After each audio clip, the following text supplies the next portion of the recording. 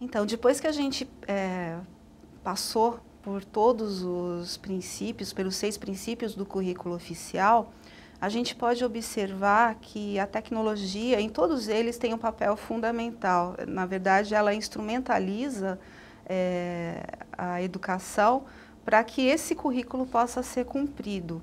E o interessante é perceber que o que se propõe é uma educação significativa, contextualizada, para garantir uma qualidade da aprendizagem. Sendo assim, a tecnologia ela ganha um papel, uma função dentro da educação de justamente promover esse significado, promover essa contextualização. Então, é um papel fundamental.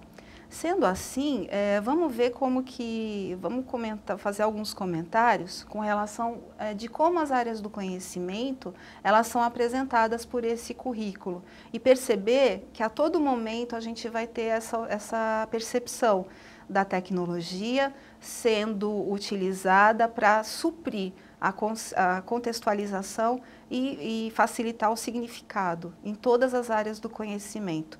Como, por exemplo, a área de ciências da natureza. Ela se apresenta de que forma, né? Como que o currículo apresenta essa área do conhecimento? Apresenta no sentido de que a ciência ela é apresentada com uma nova visão. Né? Antes nós tínhamos a visão de que a ciência era algo longe, algo muito difícil, que só pessoas muito estudiosas tinham acesso aos conceitos.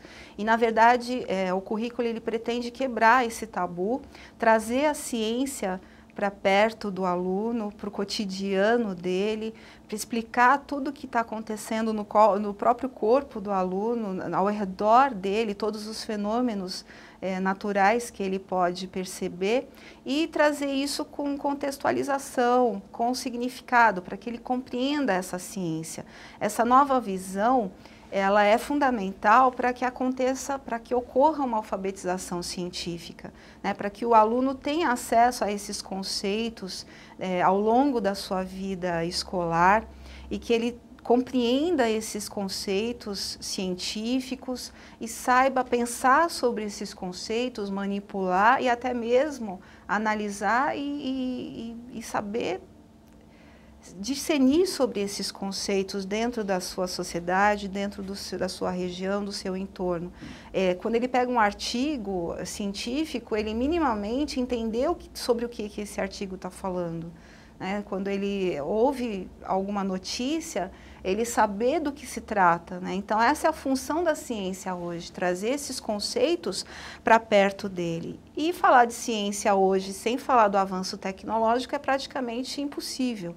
Né? Qualquer um de nós temos acesso disso quando vamos ao médico, quando fazemos algum exame médico, ou então quando nós vamos no banco, nós temos todos os avanços necessários. Hoje, por exemplo, o celular, o satélite, as mídias, a televisão, hoje em dia, tudo tem um avanço tecnológico tão grande, nós usufruímos, utilizamos desses recursos, mas muitas vezes não entendemos como esses recursos funcionam.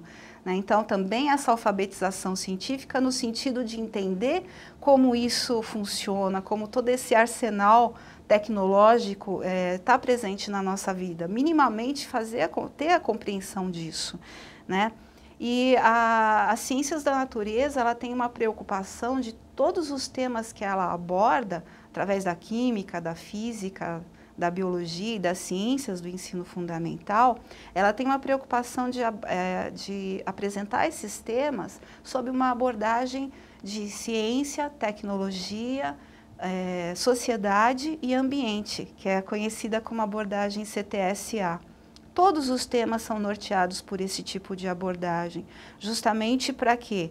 Para trazer temas que sejam importantes de serem desenvolvidos com os nossos alunos, para ele entender como ele vive na sociedade, como ele está inserido no seu meio ambiente e como ele pode influenciar nesse meio ambiente e na sua própria vida. Então, é o tipo de abordagem interessante que se faz.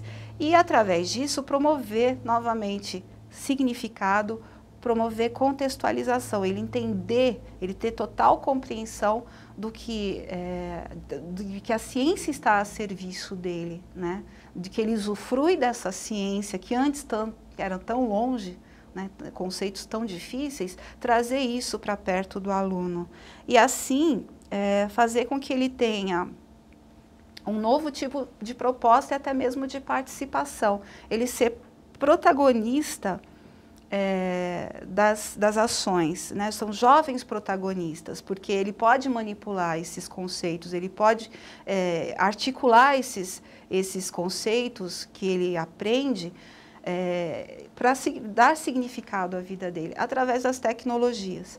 Por exemplo, quando a gente, nas ciências da natureza, seja na biologia, quando você quer, por exemplo, mostrar os biomas do Brasil, não tem condição de você levar o aluno até todas essas regiões, mas utilizando um aplicativo, utilizando algum jogo, eles podem trazer esses biomas, né, para que o aluno conheça. Então, isso vai dar significado para ele.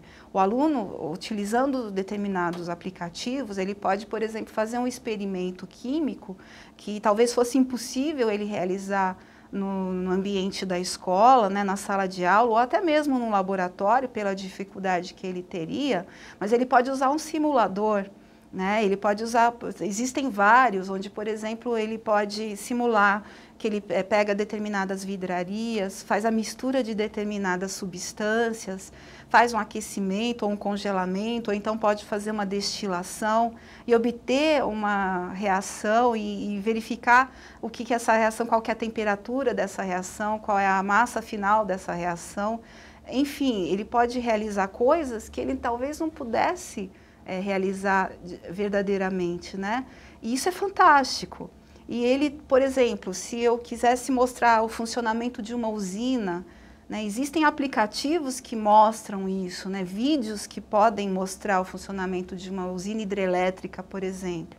Enfim, a tecnologia dá significado, contextualiza isso para o aluno. E o aluno, protagonista da sua própria aprendizagem, ele pode buscar isso, né, esses conhecimentos através dessas tecnologias, através desses recursos que podem complementar muito bem o seu estudo.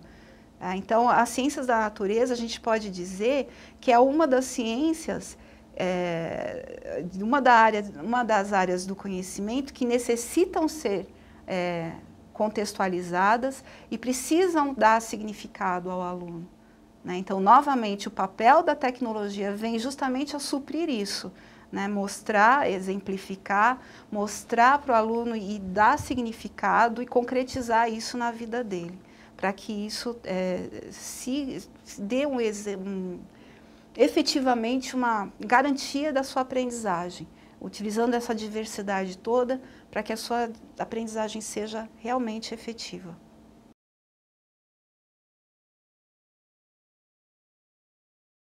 Vou usar alguns exemplos, me acompanhe, por favor, nesses exemplos. O primeiro objeto que eu vou falar chama-se densidade.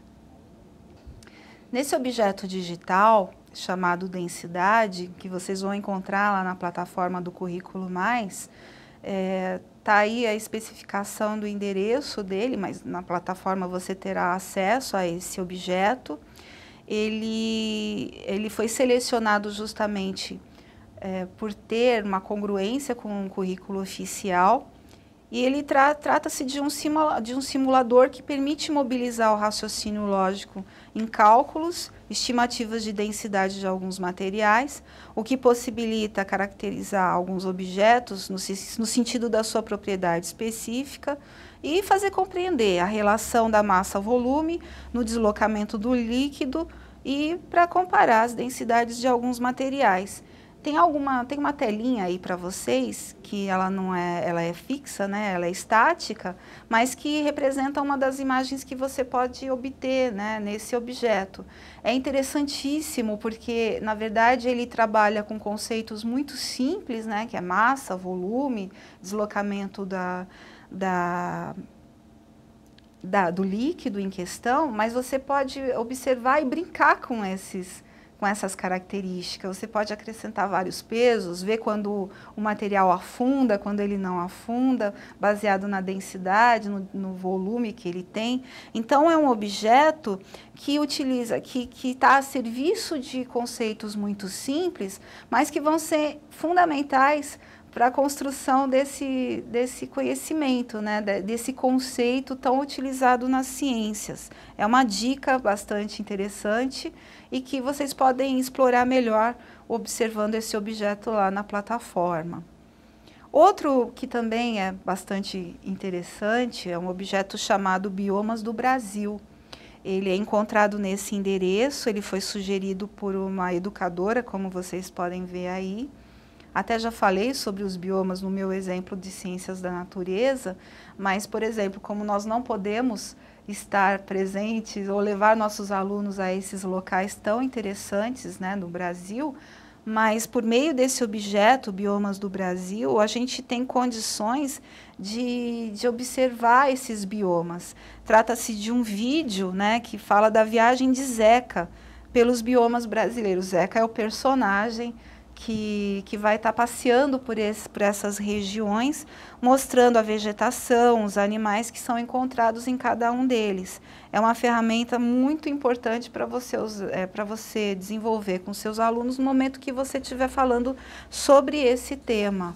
Tá? É uma outra possibilidade. Aí na telinha, ele está mostrando o mapa mundi, né, com certas colorações diferenciadas, mostrando os tipos diferentes de biomas mundialmente. A partir daí, esse vídeo desenvolve toda a história com esse personagem. Fica a dica para quem quiser utilizar esse objeto.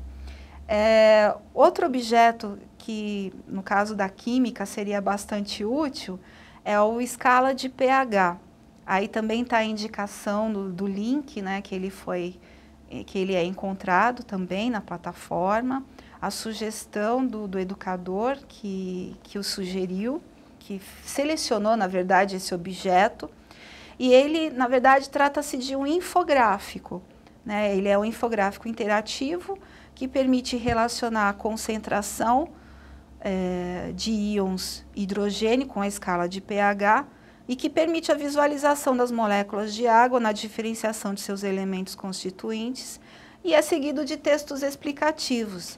Aí, nessa tela que foi apontada, dá para você perceber todas as escalas, né, de pH de 0 a 14, qual é a escala ácida, qual é o neutro, qual é a básica, e qual a relação. Em cada momento ele faz uma explicação da concentração de hidrogênio, e dessa forma seria um instrumento muito útil em sala de aula para você aplicar esse conceito que muitas vezes é tão abstrato e que o aluno não consegue visualizar muito bem. Esse infográfico, então, seria bastante útil nesse momento, né, de suprir essa necessidade da visualização do que está acontecendo, do que seria a aplicação desse conceito do pH. É bastante interessante.